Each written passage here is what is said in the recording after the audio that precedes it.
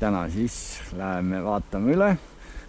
Tartu jooksumaratoni uue 5 kilomeetrise aja.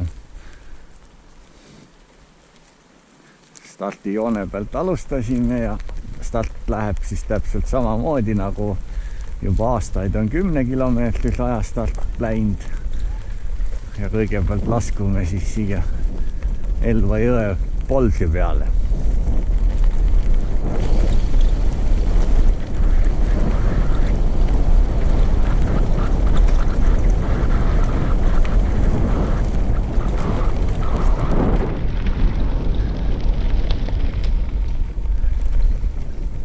Nii, ja siin jõe äärses ongi siis see koht, kus 10 kilomeetris rada ja 5 kilomeetris rada lahku lähevad.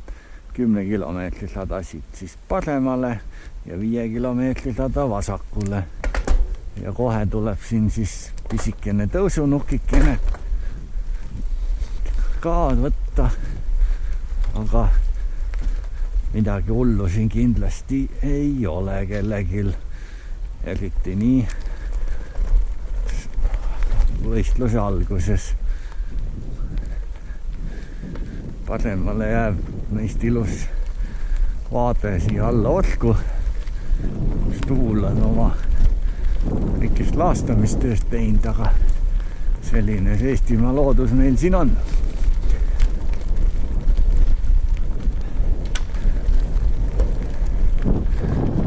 Oi, kui ilus vaade.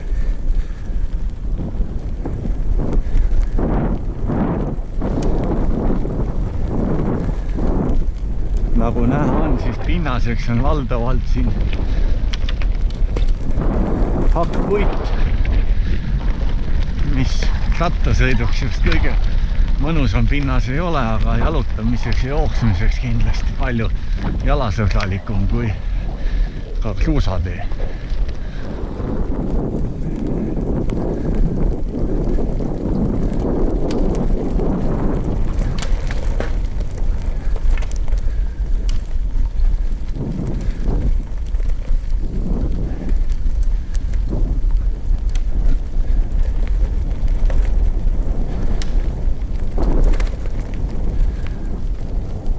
Siin Tartumaa tervisspordikeskuses ümbruses on igal pool hästi palju huvitavaid puukujusid nikeldatud ja paigutatud loodusesse, mis on igati ägedad.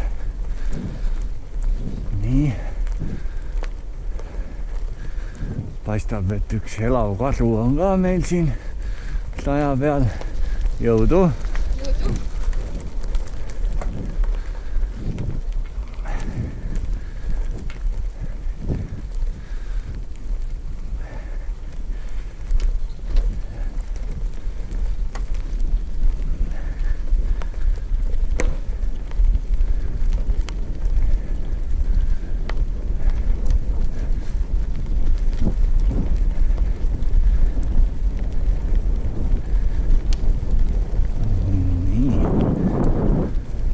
No 5 kilomeetris aja esimene osa on küll ikka täiesti siuke ehe metsajooks, nii nagu Tartu jooksumaraton peabki olema. Et paraku ja pikal 23 kilomeetri distantsil me päris asfaldit vältida ei saa, aga siin lühematel distantsidel Elva ümber näed, saab hakkama täitsa metsa vahel. Ja järsk tagasikurv on siin. Läheme nüüd sellise metsatee äärde, aga ikkagi päris spetsiaalselt mööda spordirada edasi. Noh, nagu seda Eestimaal ikka juhtub ja näha on, et hoolimata sellest, et tee on 3 meetri kaugusel, on mõned geniaalsed kangelased ikkagi pidanud autodega siin ka kündmas käima, et kahjuks niisugused lolle ikka jagub meil siin piisavalt ja pikaks ajaks. Nii. Ja nüüd läheme siit uuesti üle tee. Ja näete, üks mees on siin ära väsinud. kosutab ennast, aga tõenäoliselt tuleb meie 5 kilomeetrise aja peal edasi kaasa. Hall kana. Huvitav.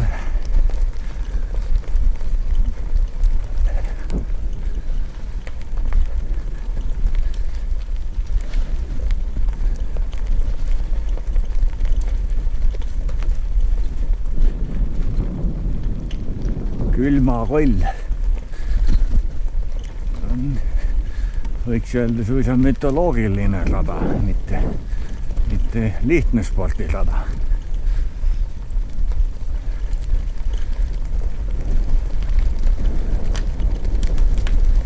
Jõudu!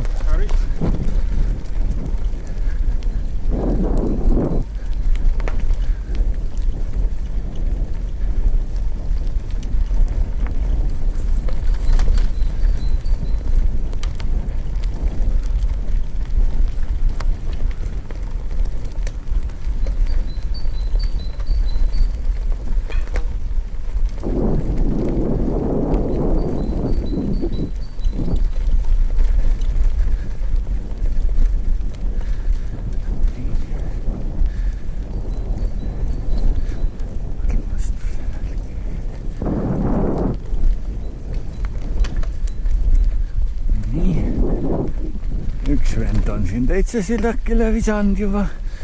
Mis sa teed? Päike paistab. Kui siuke must kuub on seljas, siis hakkab ihul vahe soojem ka juba.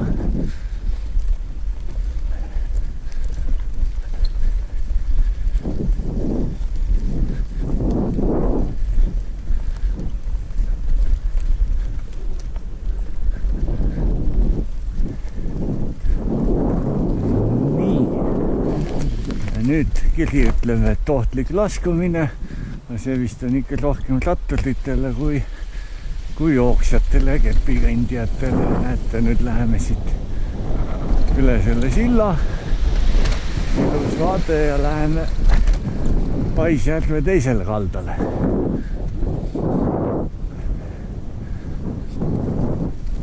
Siin on maasse mõned postid löödud, mis kindlasti massi sees on ohtlikud, kui tähele ei pane, aga nad on praegu neoonvärviga üle värvitud, aga me peame ka neid kindlasti natukene paremini nähtavaks tegema, et keegi oma säärleluusid siin siniseks ei lähe.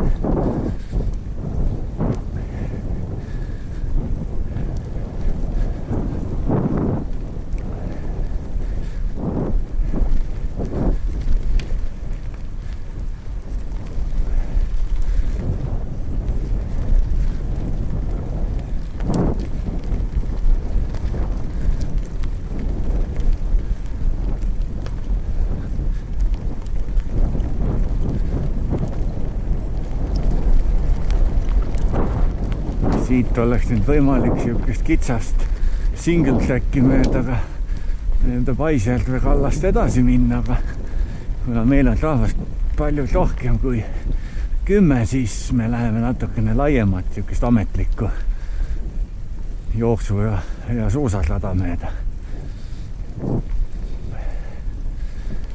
Nii, siit teeme nüüd vasakpöörde autotee pealt ära ja läheme täitsa metsa vahel.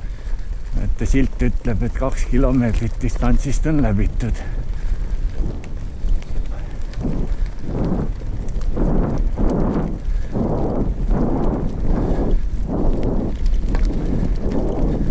Kuna tegu on Tartumaa Tervise Spordikeskuse 5 kilomeetri püsirajaga, siis siin on olemas ka nii-öelda jooksumaratoni kontekstis metsikute kasutajate jaoks kogu aeg ilusti äratuntav rajatähistus, mis ei kanna küll Tartu jooksumaratoni silti, aga on siis kohaliku tervisespordikeskuse atribuutika ja tunnustega tähistatud.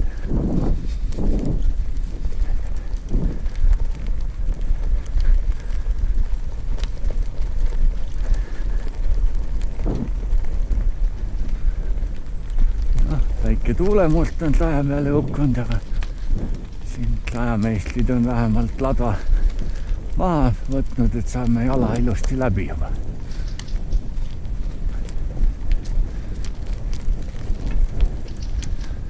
nii, jällegi silt ütleb, et ohtlik laskumine, aga ega ta nüüd nii väga ohtlik ka ei ole eriti veel jalgsi liikudes. Siia suurde asfalttee peale me ei lähe, vaid läheme siit kõrvalt väiksest künkast üles ja ikka seda spordikeskuse rada mööda. Nii, siin on nüüd siuke järsik parem pööre, mõttes lõikamise koht, et siin me peame natukene raja tähistamisega ja lintidega piirdamisega vaeva nägema, aga see saab kõik tehtud.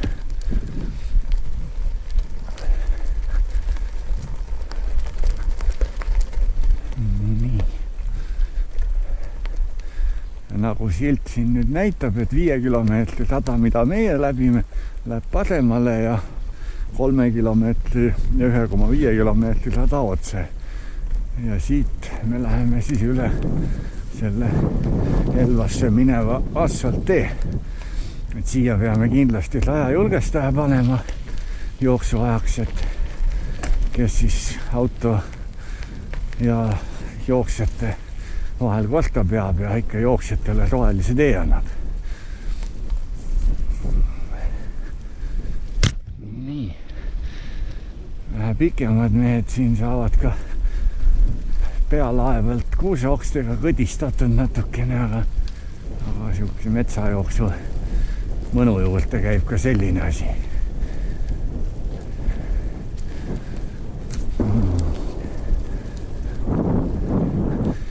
Väga ilus nagu muinasjutu mets.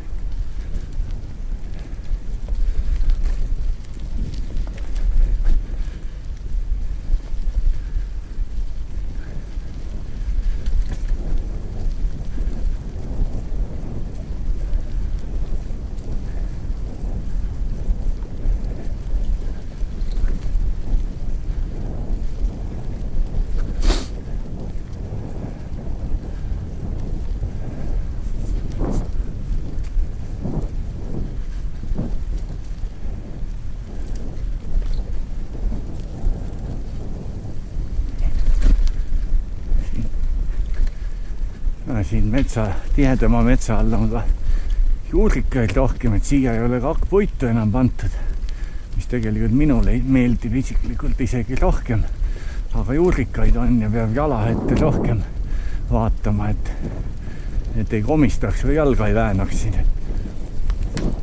Aga kuna siin on ikkagi peaaegu 3 kilomeetrit juba ka joostud, et siis on see stardijälgine sagin kindlasti õdedamaks muutunud, ongi 3 kilomeetri silt siin ja ei ole kindlasti probleemi, et neid juurikaid kes silmata ilusti, aga peab ikkagi nina ette ka vaatama, mitte kaugusesse või eesjooksja kuklaid või mis veelgi hullem, kellegi kauneid kehavorme nautima. Aga see on kindlasti ka teretulnud ja ühe ilusa spordiürituse juurde kuuluv osa.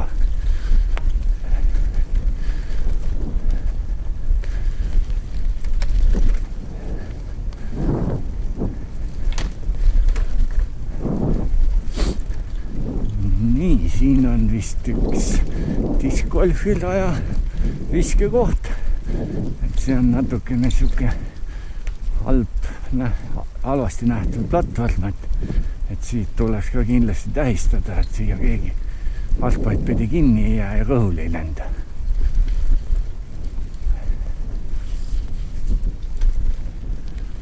Siin täpselt samasugune nurkakel. Nii, nüüd me oleme siin väljas tee peal, mis meie maratoni finišipaigast läheb busside parklasse ja üldse parklate juurde. Ja siin me peame siis jooksu ajaks selle tee poolitama niimoodi, et jooksjad jäävad siia ühele poole alguses ja juba lõpetanud ja parkla vahet liikuvad inimesed, kes siis enam numbriga ei jookse, nemad liiguvad siis teisel pool. Ning siin nüüd ületame selle rajadlisti ja siia kindlasti on meil ka 100 julgestajat vaja, kes siis annab ikkagi numbriga liikujatele rohelise tee ilusti.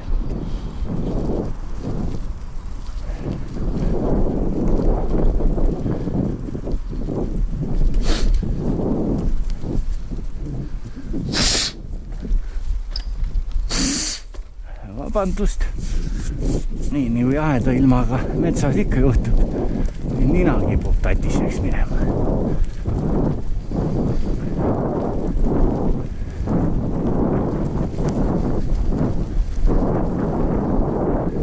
Näete, sinililled, oi kui ilus.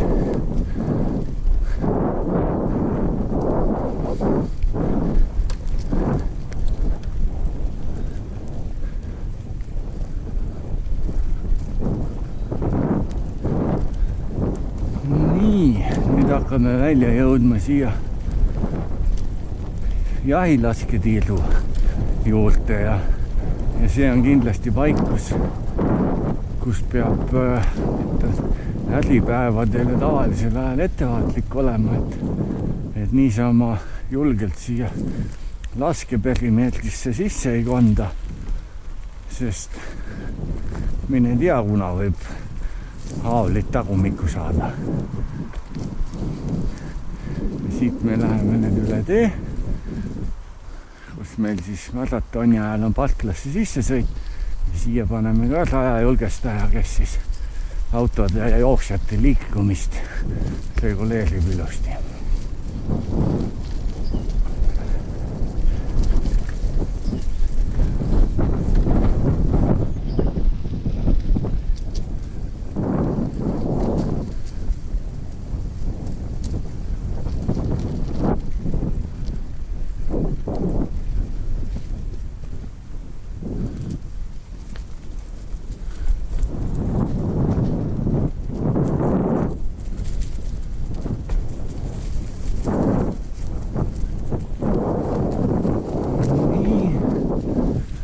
Noh, nüüd siis on selles vaja ainukene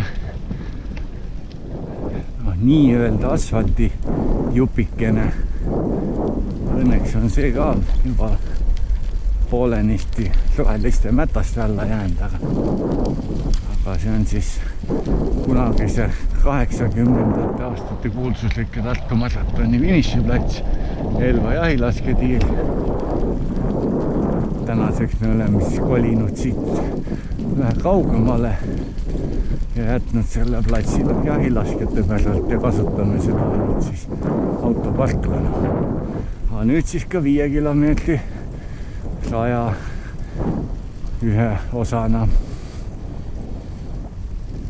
Nii, nüüd siis jõuamegi juba Tartu maratoni raja selle kuulsa viimases suusasilla peale, mis siis Max ja Moritsa nime täna kannab ja ongi meil kõik rajad koos, 1 kilomeetrit finišini, peame vastu selle veel ja siin siis nii 23 kilomeetri, 10 kilomeetrit või siis nüüd selle uue 5 kilomeetri rajad ühtivad ja põrutavad siis üheskoos ja finiši poole.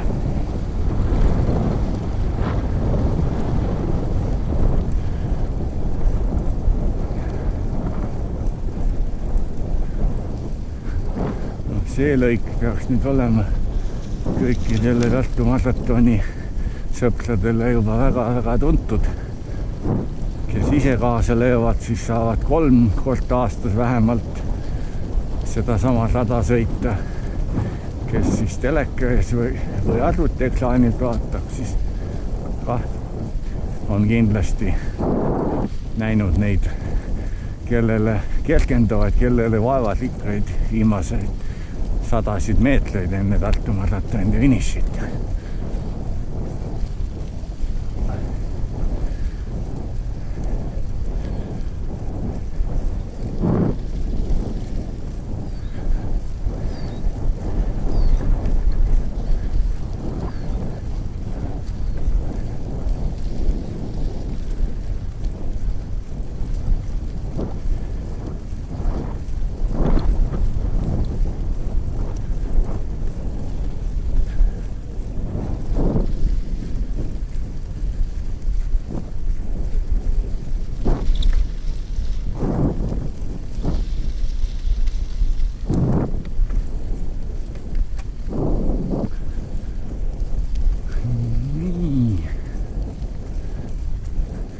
juba paistab siis viimane S-kurv, 300 meetrit veel.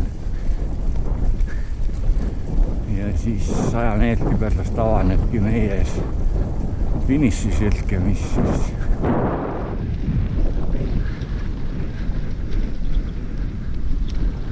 on kõigile ammu tuntud ja tuttavaks saanud, et finišikaar juba paistab. Ennem tuleb veel selline augukene läbida ja siin on veel maapind natukene ka niiske, aga lund õnneks pole näha, nii nagu suusamaratoni ajal teda kahjuks siin Elva kandis eriti näha polnud.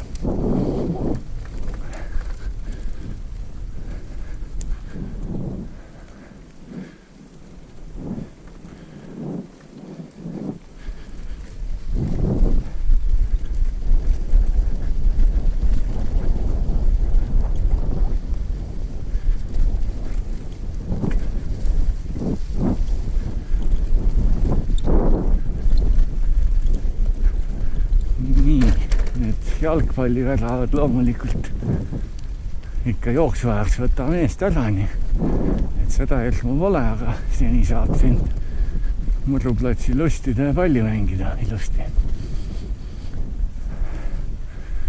Nii olemegi siis selle rajaga tuttavaks saanud. Väga ilus ja mõnus metsarada, nii et olete kõik teretulnud katsetama ja proovima, kuidas siis 5 kilomeetri rajavalik teile meeldib.